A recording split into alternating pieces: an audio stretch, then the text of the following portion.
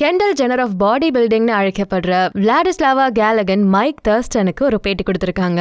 அந்த டிஸ்கஷன்ல தன்னோட ஒலிம்பியா ஆஸ்பிரேஷன்ஸ் பத்தியும் ஸ்டீராய்ட்ஸ் எடுத்துக்கிட்டதால அவங்களுக்கு 50% ஹேர் லாஸ் எப்படி ஆச்சு அப்படிங்கறத பத்தியும் டிஸ்கஸ் பண்ணிருக்காங்க. நான் மட்டும் ஸ்டீராய்ட்ஸ் எடுத்துக்கிட்டேன்னா நெக்ஸ்ட் ஒலிம்பியா டைட்டில நான் தான் அடிப்பேன்னு நான் நினைச்சிட்டு இருந்தேன்.